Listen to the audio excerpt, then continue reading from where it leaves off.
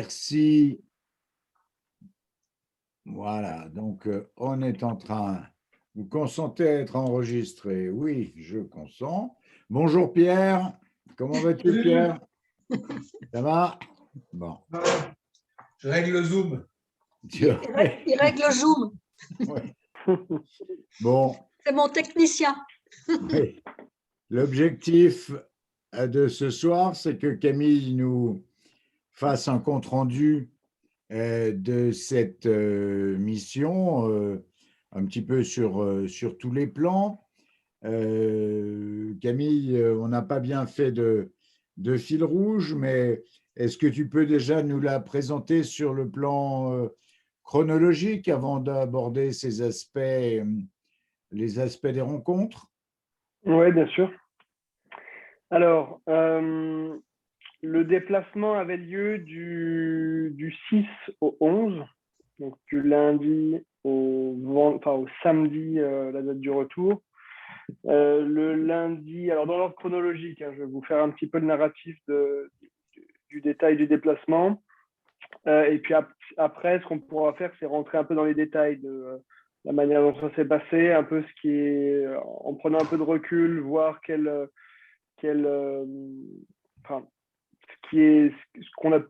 que j'ai pu apprendre de ce déplacement-là, et puis surtout voir un peu le positionnement après et l'intérêt qu'on pourra en avoir par la suite. Donc d'un point de vue du chronologique, lundi matin, arrivé 6 heures à Dubaï le matin, j'avais par l'intermédiaire du contact de Stéphane rendez-vous auprès des écuries royales à Abu Dhabi. Donc l'ensemble de la mission se passait à Dubaï. L'idée avec Pascal et en discutant un petit peu justement avec Stéphane qui connaît très bien le lieu, enfin l'environnement, c'était de prendre un peu de temps en amont pour essayer d'explorer, parce que outre que Dubaï, Abu Dhabi était aussi un endroit où se concentre beaucoup de l'activité équestre. Donc l'idée, c'était, la mission allait se concentrer exclusivement sur Dubaï. Là, on prenait une demi-journée, parce que c'était avec les voyages, etc., pour pouvoir aller explorer un petit peu Abu Dhabi. Donc, le rendez-vous était aux écuries royales, qui sont tenues par une Française qui est monitrice chef, directrice de la gestion technique, on va dire, qui s'appelle Christelle, qui est là-bas depuis 13 ans. Et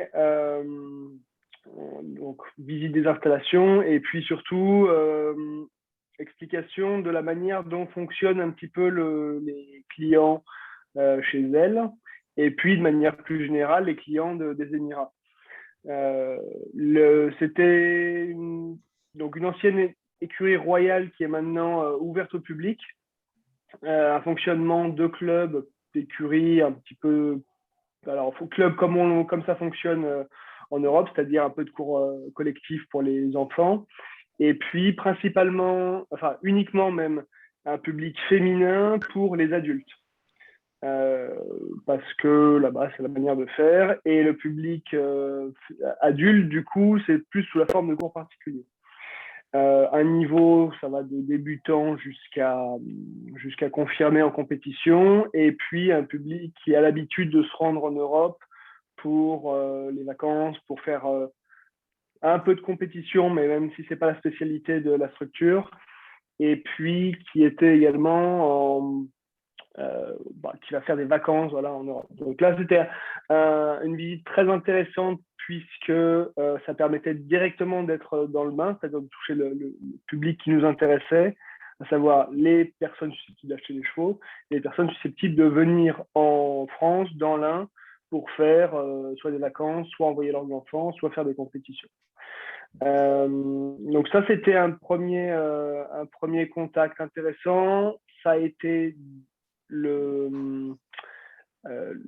ça a pris la matinée. Après, on avait un autre rendez-vous qui était censé avoir lieu à Abu Dhabi Equestrian Center, donc c'était pas très loin, toujours dans la ville d'Abu Dhabi, qui a été annulé au dernier moment, en sachant qu'ils étaient sur l'organisation d'un festival de course et en sachant aussi qu'ils étaient sur… voilà, c'était vraiment fin de non-recevoir, ils n'étaient pas intéressés par ce qu'on avait à proposer et c'était un Anglais qui est directeur général, alors allez voir si c'est un lien ou pas, sans doute, qui était directeur général et voilà, qui a dit que c'était pas intéressant même qu'on vienne pour visiter l'installation, ça l'intéresse pas, à la fois il était occupé et à la fois ce qu'on allait proposer ne l'intéressait pas. La fin de journée du lundi, c'était déjà le début de la mission. Donc, c'était un repas organisé par la région Auvergne-Rhône-Alpes et notamment en présence du vice-président de la région Auvergne-Rhône-Alpes et de la personne en charge de l'international, du développement international de la région, plus l'ensemble des entreprises de Rhône-Alpes qui s'exportaient.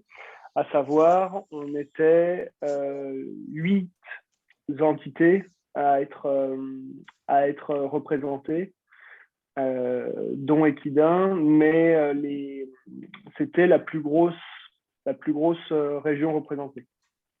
Dont Isabelle Kinzig, qui est avec nous ce soir au titre de Équin 01. Et ça y est, j'ai réussi à mettre mon micro en marche. Donc bonjour à tous. On t'entend, avec un peu de retard. Pour faire le descriptif un peu politique, parce que ça, enfin politique, ouais, régional, on va dire que ça s'inscrit dans cette délégation. Enfin, oui, le déplacement en fait était, il y avait de nombreuses entreprises de Rhône-Alpes qui étaient présentes et également en fait l'ensemble des chambres de commerce des différentes régions avaient sollicité leurs membres. Et il y a eu également d'autres personnes qui se sont manifestées, notamment notamment de la Normandie et notamment des Pays de la Loire. C'était voilà, les 3 grosses régions qui ont été représentées, à savoir que le Auvergne-Rhône-Alpes venait en force, puisque 8 représentants venaient de la région. On peut peut-être les citer, Camille. Pardon ? On peut peut-être les citer, Camille et Isabelle. Bien sûr. Alors, si je reprends dans l'ordre, on a Argile Verte du Velay. On a Barnotti, Frédéric Vanotti. Qui est d'Isère Nord, de là. Voilà. Delta Cast, je crois qu'ils sont… Alors là, j'ai la liste de tous, en fait, mais je ne sais plus qui est de l'un précisément. Alors, Delta Cast, je crois que oui. Équin, ce sont des produits… Isabelle, du coup. Le Nouvel Écuyer. Non, Nouvel Écuyer, ils ne sont pas de chez nous. Ils ne sont pas de là.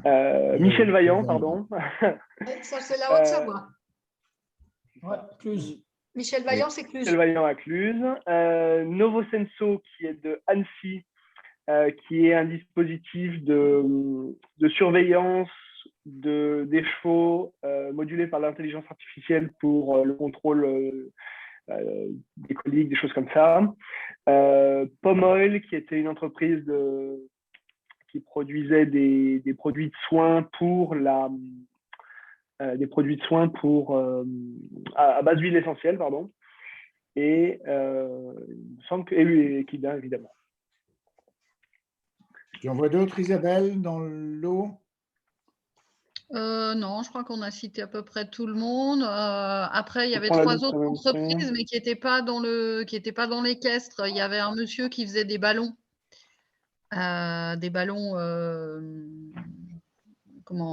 Aérostat, quoi. Enfin, deux autres, je me souviens plus. Il y avait Montgolfière. Oui, c'est ça, des ballons un peu alors, ballons d'air, mais un peu type, ils organisent des restaurants en hauteur ou des choses comme ça, des apéros en hauteur, un peu sur ce principe-là. Il y avait une personne qui faisait des vagues artificielles. Et puis, il y avait une personne qui avait des équipements sportifs. Voilà. Donc ça, c'était un peu la liste des autres présents. Je ferai un peu le détail tout à l'heure des autres entreprises équestres qui venaient des autres régions, si ça vous intéresse, en sachant que c'était beaucoup de marchands de chevaux, les autres, et des institutionnels après de la filière. J'en reviens au dîner du lundi soir. Donc avec le président de région, l'idée et puis le mot d'ordre de la part de Pascal, c'était vraiment d'insister sur l'importance de l'Ain au sein de la région Auvergne-Rhône-Alpes, de la qualité des chevaux et des professionnels que l'on peut trouver dans l'Ain, et de vous mettre en lumière que, à travers Equidin, il y avait 18 professionnels qui s'étaient rassemblés pour porter les couleurs de l'Ain, pour mettre en valeur le savoir-faire, les produits de l'Ain. Donc c'était quelque chose de non négligeable, notamment dans tous les plans le plan cheval qui avait été développé. Ça asseyait l'importance du département et aussi d'Equidin comme acteur qui fédère l'ensemble de ces professionnels. À mon sens, le message est très bien passé puisqu'on a eu vraiment du temps pour discuter avec ces personnes-là. Et après, tout au long du déplacement, c'était pas en direct avec les élus, on va dire, mais il y a toujours eu un très bon contact avec les personnes qui ont organisé le déplacement de la part de France Export et puis des chambres de commerce, etc. Ça, c'était un point important à souligner. Je sais pas, Isabelle, si tu veux donner d'autres éléments par rapport à ça. Non, effectivement, c'était. Enfin, moi, j'ai insisté aussi. Je crois qu'on n'était pas à la même table, Camille. On était. Je crois me souvenir. Et, Ouais. en fait, on a insisté pas mal, effectivement, sur la place du cheval, de manière à essayer de donner aussi une visibilité encore plus grande à la région sur ce modèle-là. Donc, je pense que tu as bien résumé le point.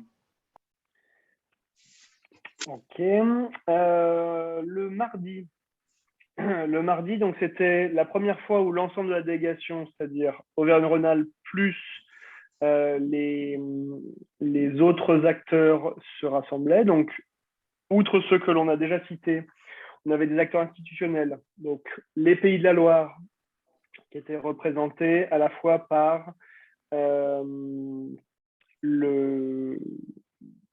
alors j'ai oublié son nom, mais c'est une personne qui était au conseil d'administration de la SHF, qui a un élevage en Pays de la Loire et qui est également qui représentait le concours de la Baule. Il y avait les 3 casquettes sur cette mission-là. On avait la région Normandie qui faisait la promotion de la Normandie en tant que terre de cheval. Et donc là, c'était la personne de la Chambre d'agriculture qui était présente. Et si on reste dans les institutionnels, on avait l'IFCE avec le directeur général Jean-Roch Gaillet, le délégué général de la Fédération française d'équitation qui était Frédéric Bouix, qui venait à ce titre-là et au titre de la Fédération internationale de tourisme équestre dont il est président. Et on avait également le cadre noir de Saumur qui avait envoyé un de ses écuyers qui s'appelle Éric Chalamet. Ces 3 grandes, ces 3 régions, les 2 régions en plus d'Auvergne-Rhône-Alpes, plus l'ensemble des institutions, étaient également accompagnées d'autres acteurs commerciaux privés. L'Agence française du commerce d'équidés, qui s'appelait avant la Chambre syndicale des marchands de chevaux de sport, dont était présent Pascal Planck, qui venait également au titre de qui venait représenter son écurie, qui est l'écurie du chapitre, qui est en région parisienne, et également l'écurie du Vieux Moulin, qui avait envoyé 2 représentants, donc Yann Carbonnet et sa compagne, L'écurie du Vieux Moulin est dans le 77 également. Et ils font, alors, outre le commerce de chevaux, ils organisent aussi et ils reçoivent des personnes, enfin, ils cherchaient à recevoir des personnes pour des formations dans les métiers du cheval, que ce soit moniteur, groom, soigneur, etc. Et une autre personne également qui s'appelait Anne Jumeaucourt, qui est courtière de marchande de chevaux. Et dernière personne qui s'appelle l'entreprise Ferlim, qui est basée à Limoges et qui est un fer en fait en aluminium avec un capteur sous la sole pour capter les mouvements du cheval. Je vérifie dans la liste, mais je crois qu'on n'en a pas oublié. Alors, eux, visiblement, Ferlim, ils ont une personne qui est déjà implantée aux Émirats. Parce qu'en fait, dans les gens qui étaient présents, il y avait un monsieur qui, effectivement, était déjà commercial sur les Émirats pour Ferlim. Je ne sais pas si tu te souviens de ça. Oui, c'est ça. Et il était en VIE. Donc, ce sont les contrats aidés par je crois que c'est par l'État, où une partie des frais d'expatriation sont pris en charge. Et donc, il était arrivé quelques mois plus tôt, effectivement, sur les Émirats, dans le but de faire la commercialisation de ces produits-là. Et j'ai il y a eu une dernière entreprise qui était présente également, c'était le Nouvel Écuyer. Le Nouvel Écuyer, c'est un tapis en fait qui est muni de capteurs qui va détecter les zones de pression. Donc ça analyse si la selle est bien positionnée, si le cavalier fonctionne bien et si le cheval fonctionne correctement. Voilà. Le Nouvel Écuyer basé à Tourcoing. Donc, ce mardi-là, le mardi 7, c'était un séminaire qui était organisé sur le pavillon France dans l'exposition universelle. Le pavillon France était un très beau, très bel endroit. Le dernier étage était muni d'une salle de séminaire, justement, avec une terrasse et un peu d'espace comme ça aménagé pour les réceptions, les conférences, des choses comme ça. Un certain nombre de personnes qui avaient été sélectionnées en amont étaient présentes pour expliquer un petit peu. Le but, c'était un peu de faire une formation accélérée des personnes de la délégation, de nous-mêmes, pour expliquer comment fonctionnait le marché aux Émirats, ce qu'il fallait en attendre, la manière dont se comporter, dont se positionner, etc. Et des retours d'expérience, puisque un certain nombre de personnes qui étaient dans les panels étaient des Français expatriés depuis un certain nombre de temps et qui avaient, entre guillemets, réussi aux Émirats dans différents domaines. Toujours en lien avec l'équitation, mais dans à la fois les courses, à la fois les produits, enfin, les spécialités vétérinaires à l'intérieur des courses, la maréchalerie, etc. etc. Un panel très intéressant qui balayait l'ensemble des disciplines, la diversité de l'environnement aux Émirats. Des acteurs aussi de la région, dont j'ai la liste. Donc, dans les personnes qui sont intervenues, nous avions Armoud Altouki, qui est un Omanais, qui est rattaché à la cavalerie royale d'Oman et qui a aussi une structure à Oman, et son fils a ouvert une structure sportive. Son fils concourt sur de nombreux CSI, plutôt dans la région des Émirats et un petit peu en Europe. Nous avions le docteur Alderic Terry, qui est au Abu Dhabi Equestrian Club et Racing Center. Cette personne-là, c'est le vétérinaire en charge des chevaux de course, notamment spécialisé dans la nutrition. Nous avions l'entraîneur de course de Green Stable qui s'appelle Erwan Sharpi, qui est présent aux Émirats depuis 1994. Nous avions Anthony Rodia, qui est un maréchal qui s'est exporté là-bas pour principalement les chevaux de course et qui a monté également des formations pour, une entreprise pour faire de la formation de maréchaux locaux. Nous avions également Charlotte, j'ai plus son nom, qui est la responsable chez Godolphin, donc qui est l'écurie célèbre de course, qui gère en fait les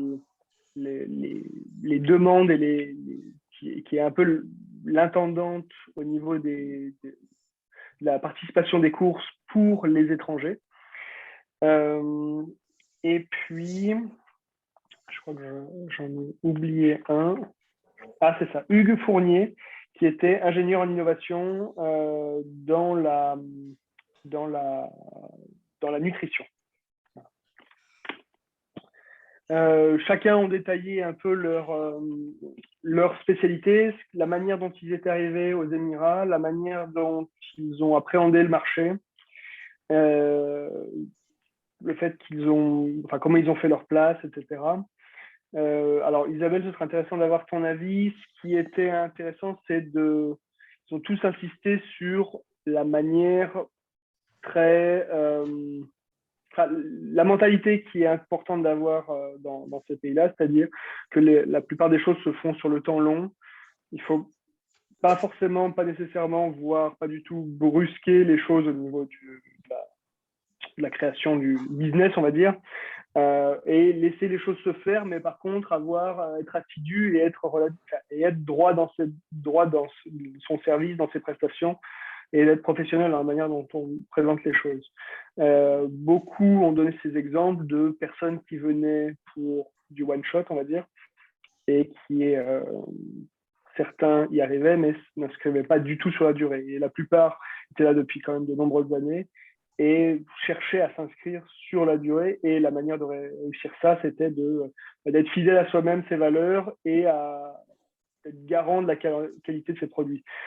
Beaucoup des relations commerciales passent par l'interpersonnel, c'est-à-dire par la création de relations de confiance entre les interlocuteurs. Donc ça, c'est le point vraiment important qui est ressorti, je trouve, de ces éléments, de ces conférences. Isabelle, je ne sais pas si tu veux ajouter quelque chose. Oui, alors moi, dans les échanges que j'ai eus avec eux, j'ai beaucoup parlé avec eux des pathologies qu'on pouvait trouver effectivement sur place. Et en fait, il y a des choses qui sont vraiment très typiques alors à la fois de la météo et de la manière dont ils vont s'occuper des chevaux. Alors, très souvent, ils ont des problèmes de fourbure, par exemple. Simplement parce qu'en fait, il n'y a pas d'aliments sur place. Le foin est importé des États-Unis, la paille aussi. Souvent, d'ailleurs, ils ne mettent pas de la paille, ils mettent plutôt de la sciure dans les box. Et en fait, il arrive qu'ils fassent des paddocks qui sont des paddocks un peu artificiels. Et en fait, pour réussir à faire pousser de l'herbe dans du sable, ils mettent beaucoup d'engrais. Et les engrais vont faire une herbe qui va être... c'est pas notre herbe de chez nous. Elle va être enrichie effectivement assez fortement et ça crée des soucis de fourbure qui sont assez importants. Après, dans les autres éléments, ils n'ont pas forcément toujours de l'eau douce, et ils douchent beaucoup les chevaux.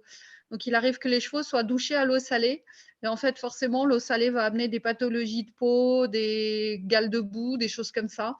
Quand j'ai visité des écuries de show, par exemple, effectivement, on voyait ce genre de choses sur les chevaux. Ils ont aussi des problèmes de dermite. Et alors ça peut être lié à la manière dont ils vont, d'après ce que j'ai compris, ils séparent assez vite les poulains des mères. Et en fait, notamment dans les écuries de show, ils les séparent assez vite de manière à les manipuler assez tôt, à pouvoir amener On a vu des présentations de poulains qui étaient des poulains qui n'avaient même pas 1 an. Donc, et ça, en général, le véto local m'a dit que bien souvent, à partir du moment où il sépare le poulain de sa mère, ça provoque des épisodes de dermite qui ne sont pas véritablement des dermites, en fait, qui sont des démangeaisons de stress, etc. Donc ça, c'est aussi un autre point.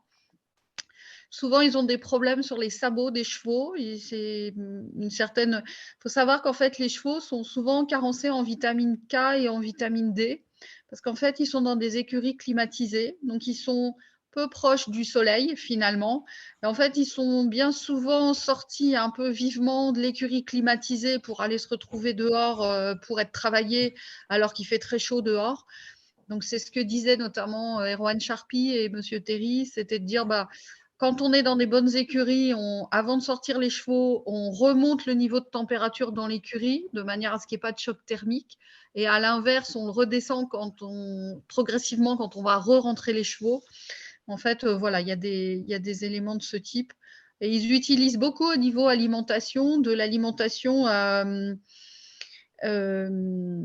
je dirais que, je ne vais pas dire pas naturel, mais c'est de l'alimentation qui est rapportée, puisqu'en fait, il y a peu d'herbes, le foin importé des États-Unis, ils n'en ont pas des masses non plus, donc ils utilisent beaucoup d'alimentation et sur laquelle ils font beaucoup de recherches pour essayer effectivement d'améliorer les chevaux. Ok, mais ça c'est intéressant, Isabelle. C'est ta vision des produits de soins, effectivement, qui Je était… pense que ça peut être intéressant aussi pour des éleveurs, parce que effectivement, il faut se dire que les chevaux, ils sont élevés effectivement chez nous d'une certaine façon. Et quand ils arrivent là-bas, ou à l'inverse, quand on les fait revenir chez nous, ce sont des éléments qu'il faut prendre en compte, quoi. Il y a des manières de faire qui sont différentes. Camille? On continue? Oui. Le petit emploi de temps. J'ai oublié un point important, le petit déjeuner avec Madame la ministre, qui avait lieu juste avant ce séminaire-là. On était réunis, tout l'ensemble des acteurs, avec on va faire connaissance autour du petit déjeuner le lundi et le mardi, pardon. Et en fait, tour à tour, à chacune des tables, la ministre se déplaçait et les entreprises et les personnes présentes avaient la possibilité de présenter leurs activités, présenter les enjeux et pourquoi ils venaient s'exporter et quel intérêt ils avaient eu à se joindre à cette délégation-là. Donc la ministre des Sports qui était prévu relativement en dernière minute. Son déplacement avait été prévu relativement tard et ça a été ajouté au planning. Ça a été très, très intéressant aussi et ça a participé un peu à l'émulation de toute la journée qui était vraiment sur la thématique institutionnelle du mardi. Donc après les séminaires, il y a eu une partie networking sur le pavillon France toujours, avec une présentation et un certain nombre de discours de la part de Madame la ministre, des personnes qui sont organisateurs des Jeux Olympiques, donc du COJO, comité organisateur des Jeux Olympiques. Et puis, après ça, dans la soirée, c'était un moment d'échange entre les différents acteurs. À la fois, la plupart des acteurs locaux des séminaires étaient restés présents. Et puis il y avait un temps d'échange. Avaient été invités à ces séminaires un certain nombre d'acteurs de la région, institutionnels également. À savoir, il y a eu le président non, pas le président, pardon, la personne en charge du CSO et du dressage au sein de la Fédération équestre des Émirats. Il y avait quelques acteurs, alors les Saoudiens ils étaient le mercredi, mais il y avait quelques acteurs du polo, quelques acteurs des courses également. Donc voilà, un certain nombre de personnes un peu institutionnelles qui avaient été invitées et avec qui il a été possible de discuter également. En ce qui concerne le mercredi. Oui, Camille. Camille, Oui. si je peux juste, la ministre a été assez intéressée par. J'avais les écuries du Moulin en face de moi. Et en fait, Ouais. ils ont exprimé le fait que dans l'ensemble des formations qu'ils pouvaient faire, effectivement, un des points compliqués pour eux était que une formation déroulée en anglais n'était pas. Derrière, la personne ne pouvait pas être diplômée. En fait, en France, les formations diplômantes ne peuvent être déroulées qu'en français. Et donc ça, c'est un point qu'il a exprimé vers la ministre. Elle a été très attentive à ce point-là en disant qu'effectivement, c'était bizarre et ça paraissait peu judicieux. Et elle a dit qu'elle allait regarder ça. Voilà. Il y en a parmi vous qui font de la formation. Oui.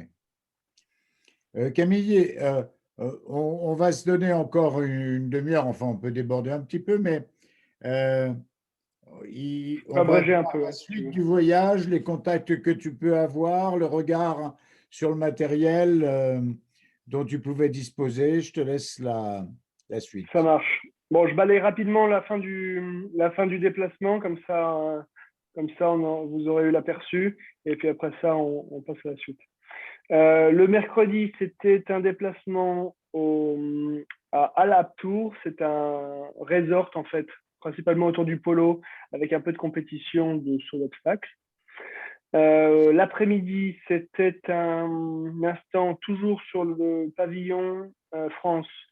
Un moment pour du speed dating, c'est-à-dire un peu des rencontres pour les entreprises qui cherchaient à trouver des distributeurs, principalement pour les entreprises de soins, choses comme ça. C'était plus au niveau industriel, on va dire, ou à mettre entre guillemets. L'après-midi, c'était la discussion avec une délégation saoudienne, principalement des personnes en lien avec le polo et les courses.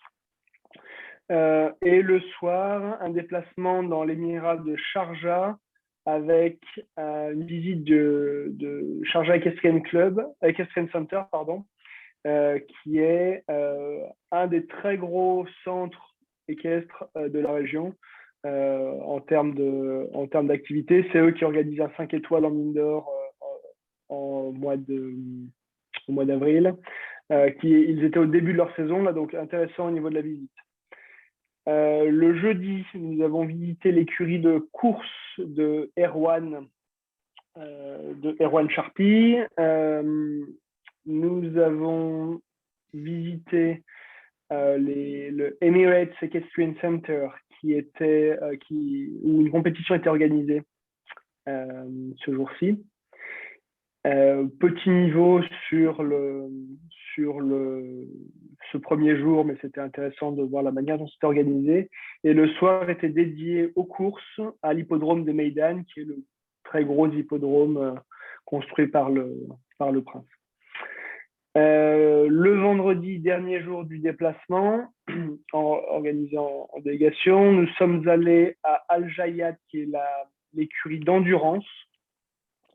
Ce sont les principaux organisateurs de courses d'endurance, des installations très impressionnantes. Après, retour, moi je suis retourné à la compétition d'obstacles au Emirates Equestrian Center pour justement voir des acteurs, enfin des cavaliers et des entraîneurs un peu plus professionnels, puisque c'était la veille des 1m10, 1m10 maxi. Là, c'était 140-145 sur ce vendredi. Et puis, le vendredi, le soir, il y avait une animation autour des chameaux. Ça, c'était plus de la détente en fin de déplacement. C'était un peu plus couleur locale, on va dire. Et le samedi, retour en Europe, retour en France. Alors Camille, Ça parmi devait être les des cibles, dromadaires, pas des ah chameaux. ben, il y a Stéphane qui voulait. Vas-y Stéphane. Je disais juste, ça devait être des dromadaires, pas des chameaux. Ah. C'était des dromadaires, exactement. Bah, il faut compter combien il y a de bosses. Il y en avait qu'une. Il y en avait qu'une, mais j'ai en fait, j'ai sous les yeux le planning qui m'a été envoyé. Et c'était animation chameau, donc j'ai répété bêtement animation chameau. Mais effectivement, ce sont des dromadaires. Euh, Camille, et, euh, dans les cibles, puisque toi, tu partais pas avec des produits à vendre, tu partais avec, ben, ma foi, la filière production du département. Quelles sont les cibles que tu as rencontrées et celles que peut-être tu as regretté de ne pas rencontrer? Euh, dans les, alors, la délégation, c'était organisé en amont par Business France et ils ont mandaté une personne qui était basée là-bas, qui est dans l'industrie équestre, qui s'appelle Caroline Taz, qui, elle, était chargée de mettre en face en fait les bons acteurs qui pourraient être intéressants pour les différentes entreprises. L'enjeu majeur qui a eu, c'est qu'il y avait il y avait des entreprises au profil très très différentes, c'est-à-dire Equidin, par exemple, qui représentait des professionnels à la fois d'élevage, de commerce de chevaux, de formation. On avait des marchands de chevaux qui étaient spécialisés, les Normands qui étaient spécialisés chevaux. On avait des acteurs, on va dire, industriels. Je ne sais pas si tu cautionnes ce terme, Isabelle, industriel, mais plus au niveau de la production et qui cherchaient à vendre et à trouver soit des distributeurs, soit proposer des produits. Et en fait, ce qui a été difficile, alors au niveau de la gestion, au niveau de la création de ces rendez-vous et de mettre en face les bons interlocuteurs, c'est que vous avez vu au cours de ce planning-là, il y avait énormément de choses différentes, à la fois des acteurs de course, du polo, de l'endurance, des chevaux de beauté arabes, des centres équestres, de la compétition. Et ça fait un peu une multitude d'acteurs différents qui, pour certaines entreprises, étaient très intéressantes parce que, j'imagine, comme Isabelle, vous voulez proposer des produits ou alors comme des personnes qui cherchent à proposer leur faire ou des choses comme ça. Eux, ils rencontraient l'ensemble de l'éventail des disciplines qui peuvent être représentées sur les Émirats. Dans notre cas, ça a été un petit peu dilué. C'est-à-dire que tous les rendez-vous n'étaient pas pertinents par rapport à ce qu'on avait à proposer. Donc, pour répondre à ta question plus précisément, Pascal, les contacts qui ont été établis et qui ont été intéressants pour ce déplacement-là. La première dame que l'on a rencontrée, Christelle, qui est aux Écuries Royales d'Abu Dhabi, elle est amenée à aller régulièrement en Europe et en France en particulier. Elle a des clients qui ont des besoins, alors pas immédiatement, mais qui de temps en temps demandent de trouver un cheval en France, en Europe, d'aller faire des stages, des choses comme ça en France ou en Europe. Donc ça, c'est un acteur qui est intéressant parce que ça touche à la fois le commerce et ça touche à la fois le tourisme, on va dire, le fait de faire venir des personnes dans l'Inde. La personne qui était le représentant de la cavalerie d'Oman, qui est vraiment, qui était un contact que j'avais déjà de par mes activités avec l'Asie, qui lui régulièrement cherche des chevaux à vendre. Son fils est en train de s'installer également, donc ça c'est un bon contact également à exploiter, on va dire. De par la suite, les contacts qui sont intéressants, ce sont l'écurie de le centre équestre de Sharjah, qui est vraiment un très gros site de compétition. Alors, pour le coup, le directeur général était vraiment très très direct et on a eu un rendez-vous avec lui après la visite d'installation. entreprise avait la possibilité de présenter ses activités. Et lui allait directement sur ok, ça m'intéresse, non, oui, ça m'intéresse, non, ça m'intéresse pas. Et voici ce que mes activités, voici comment, si vous voulez m'aider ou si vous voulez qu'on fasse des contacts, enfin qu'on fasse quelque chose ensemble, voici ce que vous pouvez me proposer. Donc là, lui, c'était vraiment très intéressant et c'est de lui qui est issue la liste des embryons que je t'ai transmise, Pascal. Enfin, la liste de la demande pour les embryons et la liste qui est à transmettre en retour. Et après ça, les contacts les plus intéressants étaient également une personne de la délégation saoudienne qui est déjà basée en France, qui est déjà basée à Deauville précisément, et qui fait régulièrement des compétitions les étés en France. C'est celui, Isabelle, qui a le monde de cheval. En fait, c'est un distributeur lui aussi. Voilà. Et il à a la ses fois chevaux de compétition et il a ses céleris, ses activités d'import-export. Et enfin, les personnes rencontrées lors de la compétition, lors de la compétition CSO, le président de la commission CSO et dressage de la fédération, qui est intéressant parce que lui, c'est une porte d'entrée en fait pour différentes personnes. Il a pu présenter le responsable de la police, il a pu présenter aussi un cavalier qui passait et qui va régulièrement en Europe.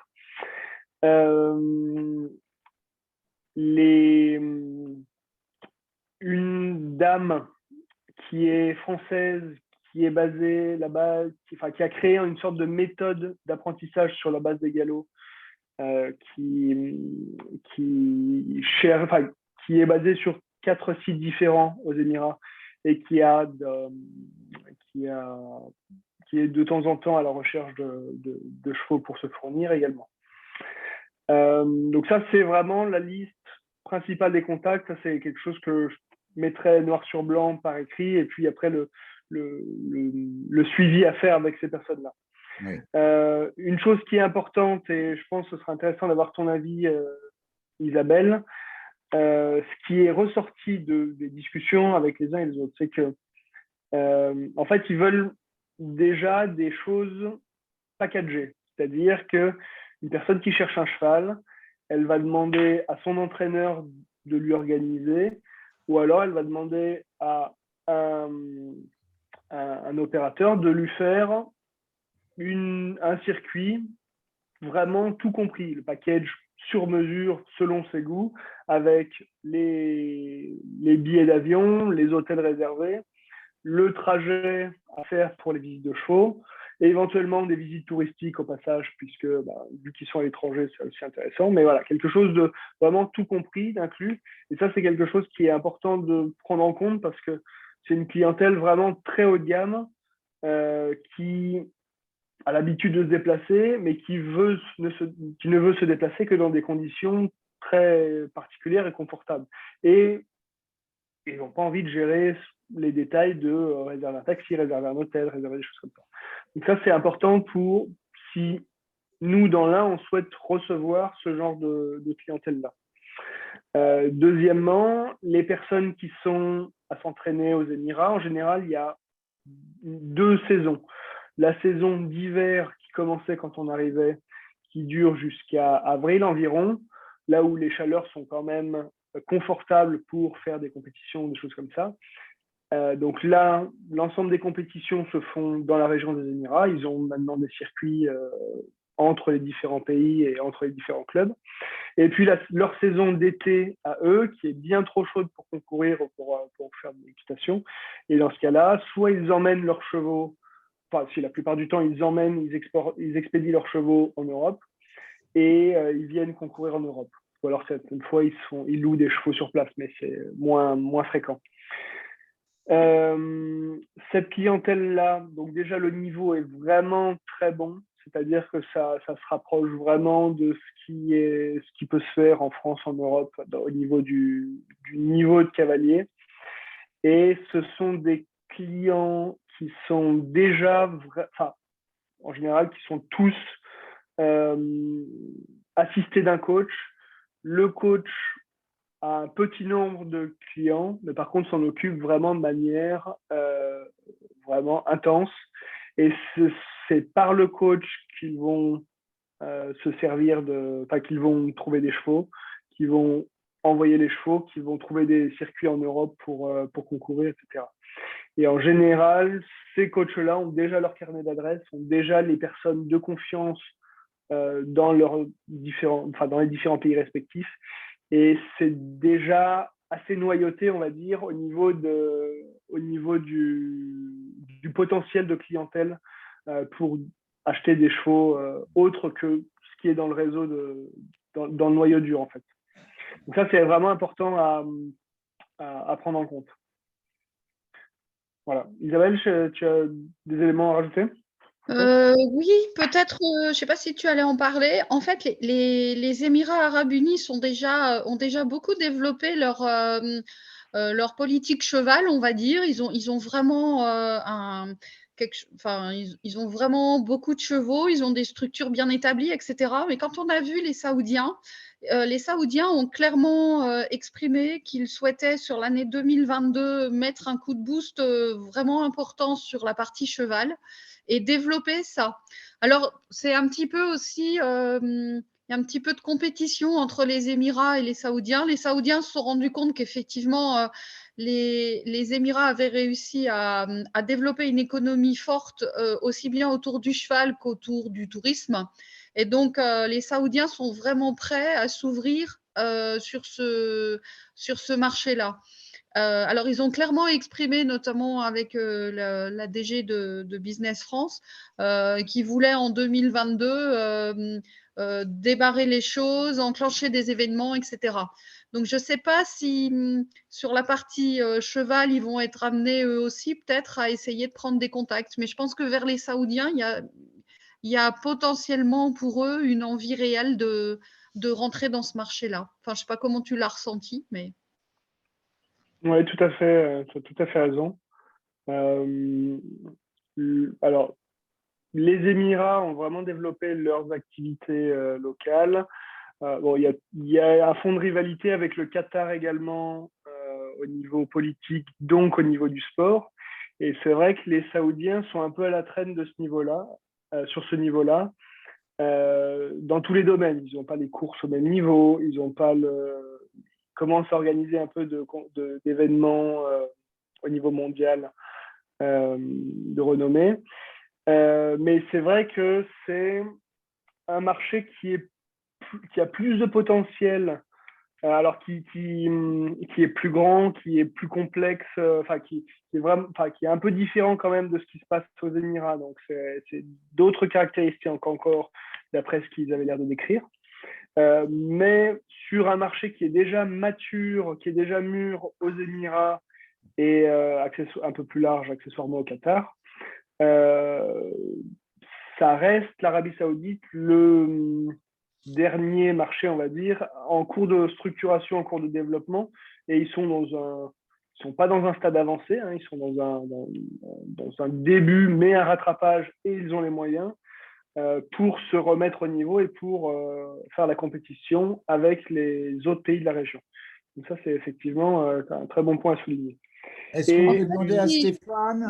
Pardon. Ils sont déjà bien, ils ont déjà des équipes de polo qui visiblement sont assez compétitives. Donc les chevaux de polo sont des chevaux qui les intéressent. Et l'autre point, ils ont clairement exprimé qu'ils voulaient essayer de développer aussi le tourisme équestre. Puisqu'ils en ont parlé plusieurs fois pendant la réunion.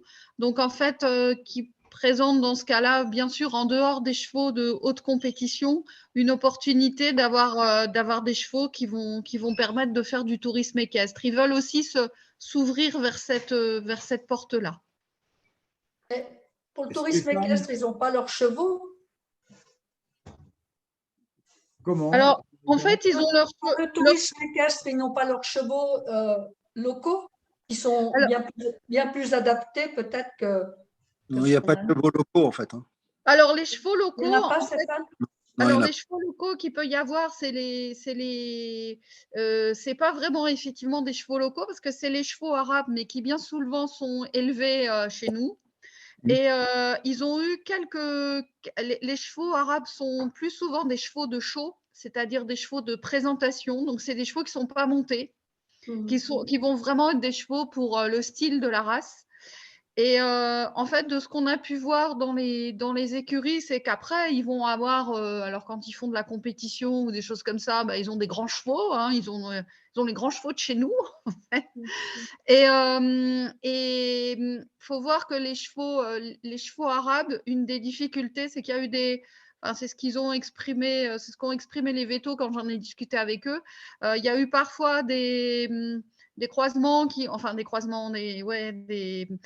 une hérédité qui a été un petit peu trop rapprochée. Et en fait, il y a pas mal de chevaux arabes qui ont des soucis au niveau des membres. C'est-à-dire qu'en fait, ils ont vraiment des soucis, les antérieurs notamment. Il y a des chevaux qui sont boiteux, qui ont des antérieurs qui sont déformés, etc. Donc, ça fait partie des choses.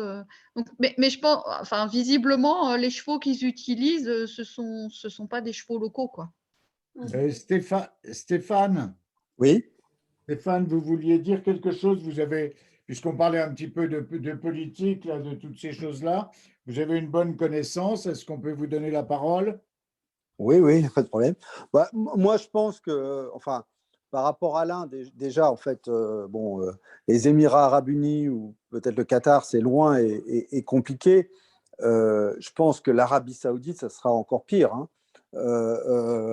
Donc, même s'il est vrai que c'est un pays qui est plus grand, qui a plus de population et qui a plus de potentiel et qui a une volonté de développer le pays à toute vitesse avec le Crown Prince actuel, Mohammed bin Salman, moi je pense qu'on est un peu loin de notre point de départ. Donc peut-être déjà arriver à se concentrer peut-être sur les Émirats, c'est déjà un bon objectif.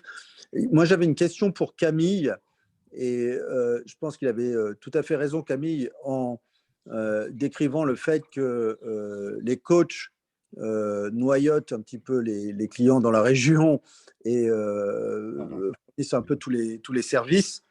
Ce qui serait intéressant de savoir, c'est quelle est la nationalité des coachs. Parce que on voit, bon, par exemple, à Abu Dhabi, il y avait une Française responsable des écuries royales. Mais est-ce que tu as pu percevoir les nationalités des coachs quand tu as été à Sharjah ou à Emirates et tout ça? Parce que si c'est des coachs allemands ou néerlandais, ils ne vont pas avoir une grosse passion pour l'un. Si de temps en temps on peut trouver des Français ou des gens qui ont eu une expérience dans l'un à un moment, peut-être c'est plus favorable, quoi. Oui, tout à fait. Beaucoup des coachs étaient anglais. Sans doute des faits des anciennes, enfin de l'histoire entre les deux pays. Énormément d'anglais, un petit peu d'allemand, un petit peu de hollandais et de belge, mais vraiment en majorité, dans la plupart des clubs visités et dans la plupart des coachs qui étaient sur le terrain de concours, ils étaient anglais. Alors, juste, mon associé était sur Sharjah, puisque moi j'étais sur les écuries de show, les rendez-vous étaient en même temps. Et il me dit que, en fait, les coachs sur Sharjah sont hollandais et qu'en fait, du coup, les chevaux sont des chevaux hollandais. Parce que je pense qu'effectivement, le point était important. La nationalité du coach influe sur l'approvisionnement en chevaux derrière, quoi. D'ailleurs, Camille, puisque tu es revenu quand même avec on peut en toucher rapidement deux mots, tu es revenu avec une petite liste de commandes que je te laisse exprimer parce que c'est un résultat tangible. C'est quelque chose qui est organisé par des Belges. Alors, à Sharjah, la liste des embryons. Alors, à Sharjah, la demande qui avait été faite, c'était parmi les propositions des produits, on va dire, de l'un, la personne était en train d'organiser ou va organiser une vente aux enchères d'embryons de chevaux de concours de CFSO.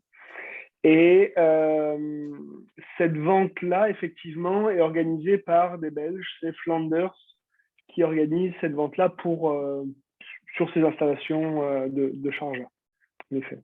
Alors, disons-le très rapidement, Camille, dès son retour, a signalé ça. Certains de nos étalonniers qui sont habitués au commerce international et avaient déjà été contactés par Flanders Auction, d'autres qui ont des embryons n'étaient pas au courant. Donc, on a répercuté cette demande aux 18 entreprises qui s'étaient inscrites, dont certaines ont des embryons. Et Camille, tu as eu une liste d'embryons à vendre qui sera de la part de François-Éric Frédéric. Comment? De la part de François-Éric Frédéric, c'est ça, pour cette vente. Voilà, puisque Béligné-Le Haras avait été en contact direct avec eux. Julien Melot, Numénor, je ne sais pas, moi, il ne m'a pas répondu. Tu as eu d'autres contacts, Camille, non? Pour les embryons, non, c'est tout. Non. Et bon, après, pour la liste… Oui, dis-moi. Non? Je dis, je n'ai pas entendu. C'est une première commande, entre guillemets. C'est ça. C'est une demande que l'on a répercutée à nos 18 entreprises en leur disant si vous avez des embryons à inscrire à un catalogue puisqu'ils seront sélectionnés, faites-le. C'est un embryon de résultat, c'est le cas de le dire, mais c'est un début de résultat. Ouais. Exactement. Et également, du coup, au niveau de par les contacts qui ont été noués lors de la compétition, un cavalier local qui s'appelle Nasser, qui est en recherche de 3 chevaux, 2 chevaux pour ses clients amateurs qui ont un niveau entre 130 et 135, et un cheval qui peut être un peu plus délicat pour un niveau 135 pour un cavalier pro, chevaux de CSO entre 6 et 11 ans. Alors ça, c'était aussi, si on veut rester sur des choses concrètes, tangibles, c'est une des demandes qui est aussi parvenue. Une demande en que sachant… tu vas suivre, Camille? Pardon? Une demande que tu vas suivre? Bien sûr. En sachant que pour l'instant, on n'a pas de date précise sur le déplacement, enfin la date du déplacement de Nasser sur la région, enfin en France. Bon, le temps passe, hein, on peut se donner peut-être encore un quart d'heure, puis après on ne veut pas abuser de votre disponibilité à tous.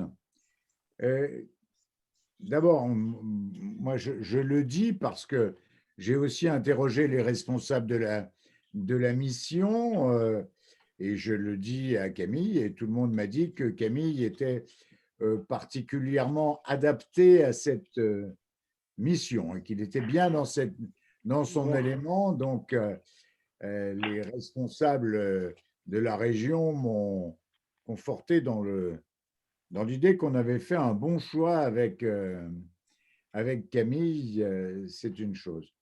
Deuxièmement, Camille, est-ce qu'on peut jeter un petit coup d'œil sur la pertinence du matériel promotionnel qui a été mis à ta disposition, sur ce que l'on avait préparé, sur… Est-ce que oui, tu tout à fait. Les plaquettes, vraiment très bien. Point positif, elles étaient vraiment, elles illustrent vraiment la manière dont elles sont décomposées, les portraits qui sont qui apparaissent tout de suite dès l'ouverture sont parlent vraiment d'eux-mêmes puisque c'est des figures quand même très connues, que ce soit Hubert Bourdi, Michel Robert, etc. Ça met vraiment directement, c'est un gage de compétence. Et puis le fait d'avoir les 5 éléments de l'un qui sont répertoriés, je l'ai devant moi, c'est pour ça que je me permets de regarder, sont vraiment, enfin, ça permettait de donner un peu l'historique et de donner un chemin pour les yeux pour les clients. Et chacun trouvait ce dont il cherchait. C'est-à-dire que si je parlais de ça avec quelqu'un qui était dans l'élevage, il allait tout de suite sur la case élevage et les photos parlaient d'elles-mêmes. Donc ça, c'était vraiment un matériel très intéressant. Au niveau du site web, moi, je m'en suis quasiment pas servi, en sachant que là-bas, les sites web ne sont quasi pas utilisés. La manière de fonctionner au niveau de la communication, c'est WhatsApp ou alors Instagram. Et c'est d'une manière, alors comme c'était dit au début, c'est vraiment en fonction de la relation sur la personne. C'est-à-dire que ça, c'est Caroline qui était la chargée de mission pour BF qui expliquait ça. C'est que ils vont se servir de WhatsApp pour la messagerie, pour donner des actualités, pour des fois envoyer des nouvelles vidéos, des nouveaux produits ou leurs nouvelles actualités. Ils ont des listes de diffusion en fonction des clientèles cibles. Et c'est vraiment du coup un marketing très direct, très basé sur la relation en fait, sur cette relation de confiance qui s'établit et également c'est un lien direct de messagerie sur, si vous voulez, un email, ce serait trop impersonnel, et puis un site web pas assez intuitif ou un peu trop lourd au niveau du fonctionnement. Ouais. Le seul intérêt, Camille, du site web, mais on le savait bien, c'était un petit peu de fixer la demande, la proposition de nos entreprises. Et nous, on s'en sert un petit peu comme base de référence. On dit, bah oui, qui est-ce qui proposait des embryons? Ben, on le voit tout de suite. C'est plus un intérêt Exactement. de base. Et en base de données et en ressources alors pas forcément interne puisque c'est quelque chose de public, mais en ressources pour savoir ce que Equidin Export a, c'était intéressant. En matériel de promotion et de communication, pas nécessairement adapté. Et alors, au niveau des outils qui étaient à disposition, on finit par la vidéo. La vidéo avait des éléments positifs et des éléments négatifs. Je ne l'ai pas montré énormément de fois parce qu'elle n'était pas des plus sexy, on va dire, pas des plus impactantes. Elle a servi à montrer qu'il y a des belles infrastructures, il y a des beaux éléments, mais c'est au niveau de l'approche commerciale, on était plus sur une présentation que sur quelque chose qui cherchait à attirer, à avoir des retombées commerciales.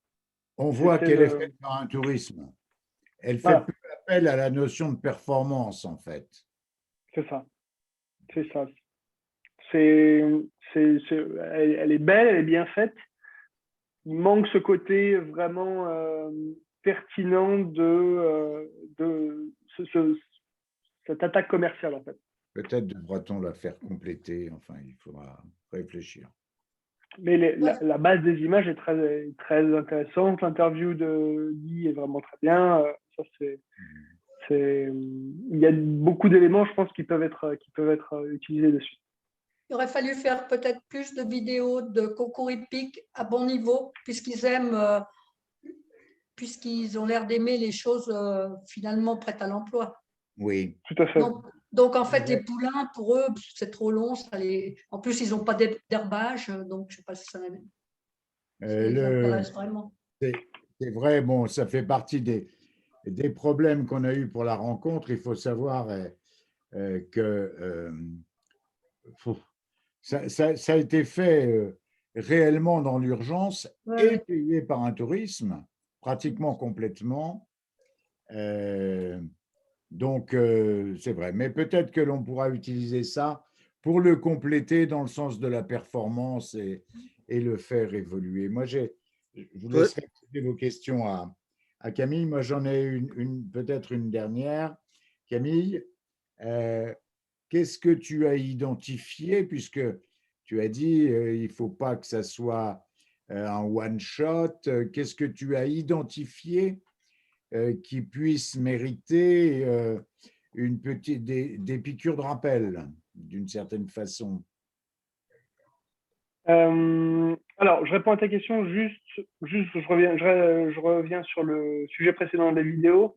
Si vous voulez un exemple de vidéo qui soit vraiment percutante et impactante, regardez ce qui était fait pour les Longines Masters, pour la série et pour les différents événements. C'était vraiment dynamique, très, très au point, très pertinent pour une vocation commerciale. Alors, pour répondre à ta question, Pascal, il y a deux choses. Business France a été très intéressé et ils se sont rendus compte que l'équitation, le cheval était quelque chose de très dynamique, avait un potentiel d'export. Ils l'ont mentionné à plusieurs reprises que c'était la première fois sur le pavillon France, donc de toutes les entreprises, de tous les secteurs différents, aéronautique, santé, etc., etc. C'est la première fois qu'il y avait autant de monde et un aussi bon retour de la part des locaux que sur cette mission, enfin cette semaine cheval. Business France est en train de réfléchir à un match retour, on va dire, sur quel événement ou quelle circonstance peut permettre d'accueillir les homologues, les intervenants de la région en France cette fois-ci. On a déjà positionné le Jumping de Bourg comme lieu idéal d'accueil. Donc, dans les différents éléments, le Jumping de Bourg en fait partie. Les éléments qui ont été évoqués, donc en fait, c'est en fonction des spécialités, on va dire, de chacun, parce que tel ou tel ne va pas être intéressé de la même manière si ce sont des courses, si ce sont des personnes en lien avec le sport, si ce sont des personnes en lien avec l'endurance, etc., etc. La deuxième chose qui a été évoquée au cours de ce déplacement, c'était justement l'Arabie Saoudite. Et Business France cherche à se positionner sur le marché saoudien en particulier et trouver une occasion pour faire un déplacement sur place. Maintenant, je rejoins ce que disait Stéphane tout à l'heure, c'est-à-dire que c'est un marché, je pense, plus complexe de ce qu'il en apparaît, encore plus divers, et les Émirats, si tu veux ou si vous voulez, c'est vraiment quelque chose de compact et à taille abordable. L'Arabie Saoudite, c'est encore un autre projet, c'est encore bien plus vaste et c'est encore bien plus démesuré, on va dire, par rapport à ce qui se passe aux Émirats. Donc, voilà, il va falloir se poser la question de la manière dont Equidin se positionne sur ses missions à l'étranger et l'interface en fait que Equidin doit faire entre les professionnels de l'un et ce genre de mission et ce genre d'interlocuteur qu'on a pu rencontrer. Ça, c'est des pistes de réflexion à avoir. Ce sont les partages, je les ai partagés avec Pascal également. Donc, dans les choses à suivre, les contacts qui ont été établis là s'entretiennent. Donc, c'est des messages ou un partage d'actualité régulier. Et puis, les invitations sur le jumping pour l'année prochaine, tout élément qui soit susceptible. Equitalion, même si ce n'est pas tout à fait dans l'un, ça peut être une très bonne plateforme en plus, puisque c'est au début de leur saison de concours à eux, donc un peu en avance. Voilà, ce sont ces différents éléments-là qui peuvent servir de suite à donner au projet. Ok. Juste si je peux me permettre, alors par rapport à l'analyse, moi j'ai plutôt perçu les Émirats comme un marché mature et donc ils vont peut-être plutôt chercher des partenariats plutôt qu'à se développer, alors qu'en fait l'Arabie Saoudite c'est vraiment un marché qui se développe là. Eux ils sont vraiment au départ, donc bon, après, j'ai pas forcément tous les éléments économiques, effectivement, pour donner une vision là-dessus, mais j'ai l'impression qu'il y a plus, c'est un marché qui est vraiment plus en ouverture sur l'Arabie Saoudite que sur les Émirats, qui est très mature et qui, encore une fois, va plutôt chercher des partenariats. Et, Alors, je suis d'accord avec ce que tu dis, Isabelle. Il y a deux choses à mettre en perspective, je pense. Au niveau de la hiérarchisation des pratiques, ils nous ont bien dit que vraiment les courses, c'était ce qui était prédominant aux Émirats. C'est vraiment le marché principal dans l'équitation, enfin dans ce qui est en lien avec les chevaux. Après, il y avait à parts égales le polo, qui est vraiment, c'est le deuxième sport national après le football. C'est vraiment quelque chose qui est très, très, vraiment développé, vraiment de notoriété publique, vraiment, on ne va pas dire démocratisé parce que ça reste quand même très particulier. Et l'endurance, qui est aussi le fait que Maktoum soit cavalier d'endurance, que l'endurance, enfin que les cavaliers des Émirats brillent régulièrement sur les championnats, ça a donné une très très grosse notoriété. Et en dessous, et de manière plus restreinte, mais beaucoup plus restreinte en termes de volume de masse financière, on va dire, arrive le CSO, qui compose quand même la quasi-majorité des acteurs d'équidin. Et la question qui va être à se poser de la part d'équidin, c'est en termes la corrélation entre l'importance du marché et les frais à engager sur ces missions-là et le potentiel de retour enfin, ne pas dilapider les frais, ne pas faire feu de tout bois, on va dire, sur des marchés qui sont en cours de construction et pas encore du tout structurés et solides. Okay. Voilà. Vous avez des questions à Camille, à Isabelle ou à Stéphane Monnier? Oui. Moi, je souhaiterais savoir s'il y a des photos, des films sur les endroits où ils sont allés, enfin, s'ils ont fait quelque chose, un support photo. Corinne, est-ce qu'on a mis sur Facebook les petits films qui sont arrivés? Alors, les photos, oui. Les films, il faut que je regarde. Je regarde. Mais oui, au fur et à mesure, il y a eu des visuels qui ont été. Alors, il y a quelques éléments aussi qui sont sortis dans la presse là récemment. Récemment, à l'issue de la délégation, sur la presse locale, il y a eu des retombées. Ça que je n'ai pas transmise encore à Corinne, mais qui seront intéressantes pour voir la manière dont cette délégation et ces actions-là ont été perçues. Alors, ça ne concerne pas Equidin spécifiquement, hein, c'est très large. Principalement, c'est autour du déplacement de la ministre, etc. Oui, il y a une vidéo qui a été mise en ligne hier matin par la région. Je te l'ai passée, Corinne, mais tu n'as peut-être pas eu le temps encore de la mettre. Non, je n'ai pas eu le temps du coup. Ouais, je vais la mettre. Est-ce que, Pascal, la prochaine réunion, tu peux nous amener la plaquette? Parce que moi, je n'ai pas vu la plaquette. Alors, effectivement, parce que la plaquette, elle est lourde, on n'a pas pu, elle est lourde en papier. Ah oui, ok. Et quand on aura une réunion, on les distribuera. On n'a pas pu Alors, on en a distribué aux gens qui étaient à proximité. Si tu vois Stéphane de temps en temps, je peux peut-être en redonner. Non, mais ce n'est pas urgent, c'est pour l'avoir. Oui. Elle est accessible en téléchargement sur le site internet, oui, mais oui, c'est mieux de l'avoir en vrai, quoi. Oui, moi j'aime bien ce qui est en vrai. Ah ben oui, oui, mais on en distribuera, bien sûr. Ok, d'accord, Pascal. Bonsoir.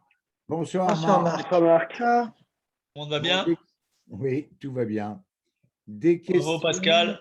Bonjour, Isabelle. Bonjour, Marc. Ça va? Bravo, Pascal. Comment?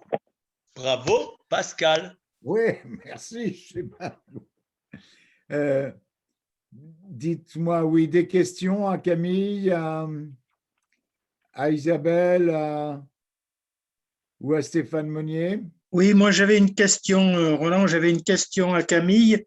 Il nous disait que c'était les courses qui étaient le sport numéro un hippique dans les Émirats. Est-ce qu'il y avait beaucoup de représentants français qui étaient allés dans la délégation, des représentants de course qui étaient allés avec vous? Quelle est la représentation française dans les courses des Émirats? Elle était relativement mince. Alors, il y avait une personne de France Gallo qui devait se joindre à la délégation. Cette personne-là a attrapé le Covid juste avant de venir, donc n'a pas pu venir. Et c'était le seul représentant du monde des courses, du monde de l'hippisme, de la délégation. En revanche, sur place, j'ai été assez surpris de voir le nombre de personnes qui étaient présentes, les acteurs que j'ai pu mentionner tout à l'heure, hein, qui sont déjà installés depuis un certain nombre de temps, au niveau des entraîneurs, et des personnes qui sont vraiment reconnues dans leur domaine et vraiment de qualité. D'autres questions? Peut-être une question de mon côté pour toi, Pascal, en fait.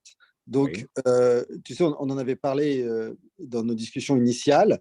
Est-ce qu'après, on pourrait utiliser cette expérience dans les années à venir, hein, je ne dis pas le mois prochain, mais pour faire des actions similaires, peut-être, je sais pas, à l'occasion de CSI ou de choses comme ça, dans d'autres pays plus proches comme la Suisse, l'Italie? Est-ce que c'est un petit peu un galop d'essai pour après envisager d'autres choses pour Equidna ou c'était juste une opportunité parce qu'on était aidé par la région, quoi, quelque part?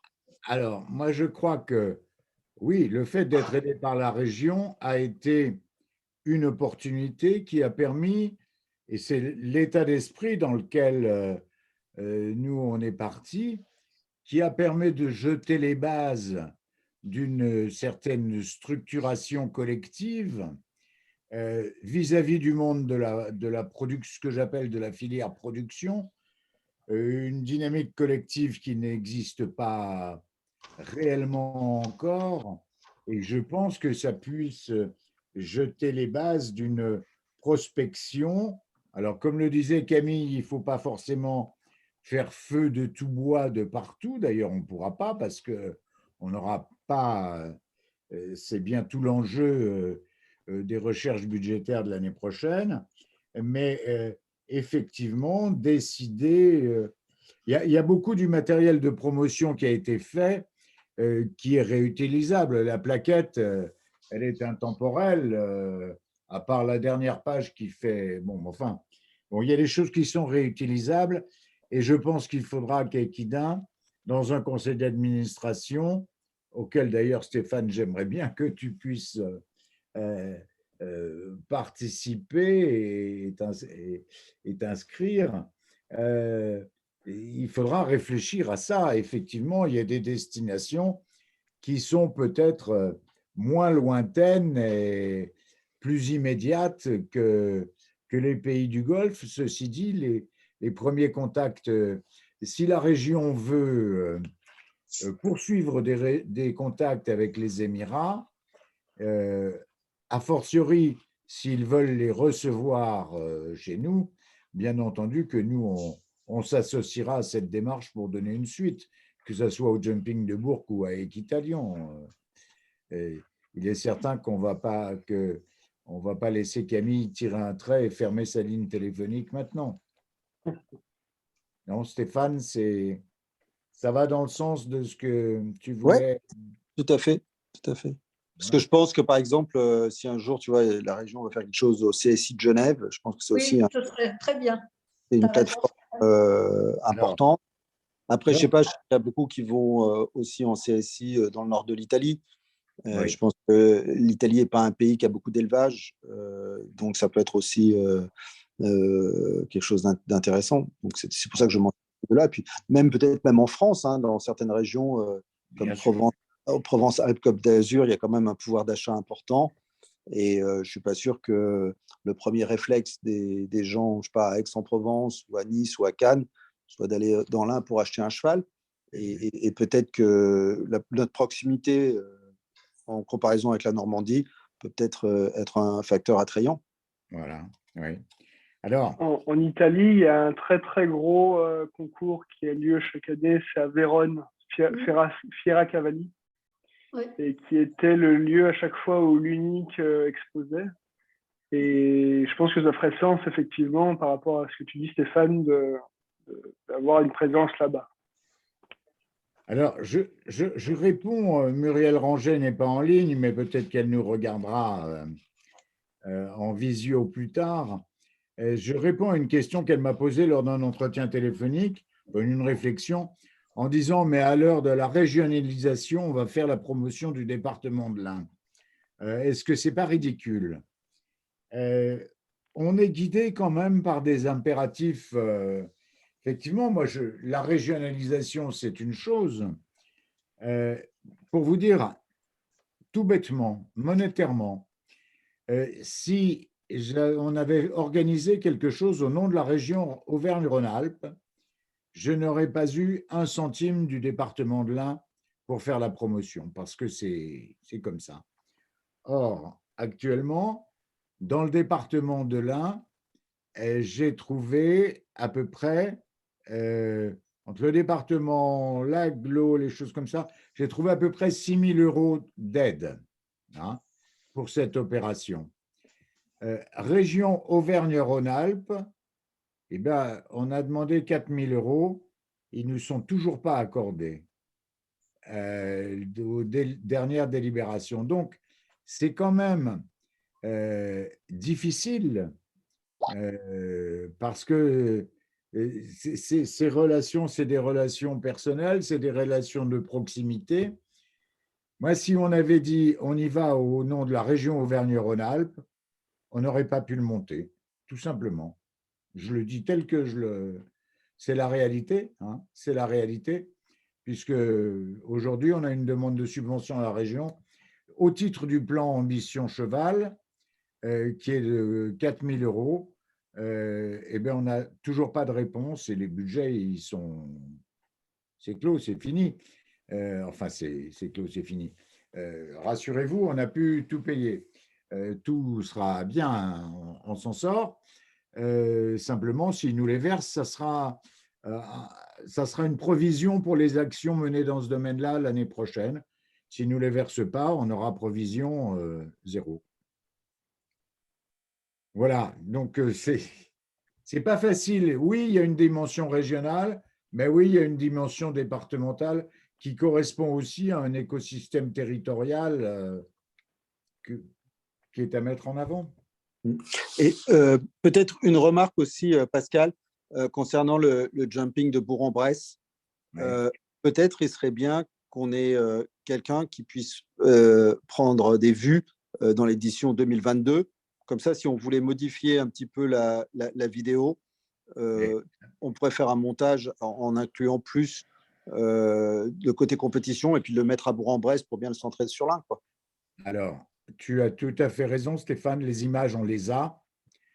Ça fait partie. C'est aussi, tu vois, c'est tout des négociations de petits bouts de chandelle. De petits bouts de chandelle, effectivement, 3 jours avant. On les a, les images. Claire les a, mais bon, il fallait les intégrer avec un montage qui était payé par un tourisme. Ce n'était pas leurs images, ça nécessitait 3 mois de négociation. Mais on y arrivera là, on y arrivera. Tu vas pouvoir t'y mettre alors pour la prochaine vidéo. Tu as 3 mois. Là, il faut s'y mettre. Non, mais c'est sûr que là, il faut s'y mettre dès la fin des fêtes. C'est vrai, c'est vrai. J'avais une dernière question à Camille. Et Camille, tu nous disais qu'il y avait Frédéric Vanotti qui était membre de la délégation. Est-ce que son déplacement était fructueux pour lui? Il vend des barres d'obstacles, c'est ça? Exactement, c'est le concept de barre d'obstacles démontable qui vient en kit. Alors, je voudrais pas parler à sa place, hein, mais il me semble qu'il avait été. Donc, il a eu plusieurs rendez-vous. Il est un peu mitigé au début, mais au final, il a trouvé un distributeur. C'était l'objectif de son déplacement. Et puis, le fait de s'être rendu sur différentes écuries de sol obstacle, il avait pu faire la promotion de ses équipements aussi. Donc, il me semble, confirmer avec lui, que le fait d'avoir trouvé ce distributeur-là l'avait satisfait dans sa démarche. La région a prévu un débriefing commun de toute cette mission avec toutes les entreprises qui aura lieu fin janvier, et on s'est positionné, enfin disons que on l'accueillera bien volontiers. Ce débriefing aura lieu au Parc du Cheval fin janvier, donc ça pourra se faire. Bon. En l'absence de questions, je crois que je vous remercie tous. Je vous souhaite à tous un bon Noël, de bonnes fêtes, une bonne santé, et on se retrouvera. Alors, j'aimerais bien qu'on puisse se retrouver en présentiel pour l'Assemblée générale d'Équidin, je vous le dis, mais dans l'état actuel des choses, on est incapable de fixer une date et de faire une proposition, et une assemblée générale sans convivialité, sans qu'on puisse tous discuter ensemble, échanger et boire le verre de l'amitié, c'est un peu tristounet. On va laisser passer les fêtes et puis on en reparle après. OK? D'accord, Pascal. Très bien. Merci Voilà. beaucoup, Pascal. Merci, Pascal. Et Bonsoir tout le monde. prends soin de toi, Pascal. Eh bien, écoute, oui, je le fais.